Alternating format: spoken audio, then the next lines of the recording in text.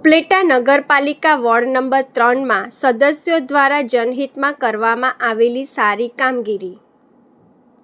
ઉપલેટામાં સતત વાહન વ્યવહારમાં વ્યસ્ત અને રાહદારીઓથી તથા સ્કૂલના વિદ્યાર્થીઓથી સતત વ્યસ્ત એવો વિસ્તાર શ્રી આદર્શ primary school, TJ girls high school તથા સરકારી હોસ્પિટલ પાસે કુંડીના ઢાંકણા તૂટેલા હોવાથી સતત અકસ્માતનો ભય રહેતો।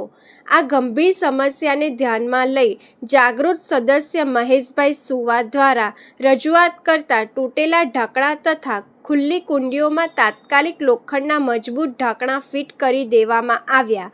આ કામગીરી દરમિયાન નગરપાલિકાના સદસ્ય મયુરભાઈ વાઘેલા, ચેતનભાઈ કાલરિયા, વિક્રમસિંહ સોલંકી, નીલુભાઈ ગોંધિયા, મોનિક વ્યાસ, શાંતિલાલ રાઠોડ, યોગેશ ગોરસિયા, હસુ માસ્તર, જલારામ ડેરીવાળા, સંદીપભાઈ કતીરા, અશ્વિનભાઈ સોલંકી, કિરીટભાઈ જાવિયા વગેરે ઉપસ્થિત રહ્યા હતા।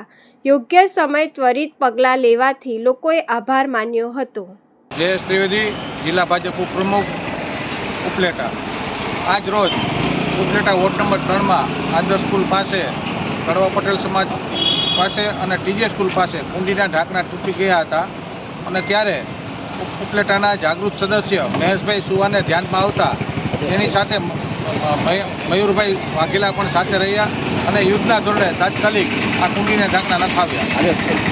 મહેશભાઈ સુવાને ખ્યાલ હતો કે બાજુમાં આદર્શ સ્કૂલ છે, આદર્શ સ્કૂલના બાળકો અવારનવાર છૂટે છે, છૂટીને અવારનવાર જો કુંડીમાં ન પડે તો ત્યાં ઉપર ઢાંકેલું એક પથ્થર હતો તે હટાવી અને તાત્કાલિકના ધોરણે લોઢાનું મજબૂત ઢાંકણું નાખવામાં આવ્યું, જેથી અહીંની રાહદારી લોકો અને વાહન વ્યવહાર જતા લોકોને પણ મુશ્કેલી ન પડે તે માટે ઢાંકણું નખાવી સ્કૂલવાળા તથા તેમજ આજુબાજુ વેપારીઓ ખૂબ આભાર માન્યો।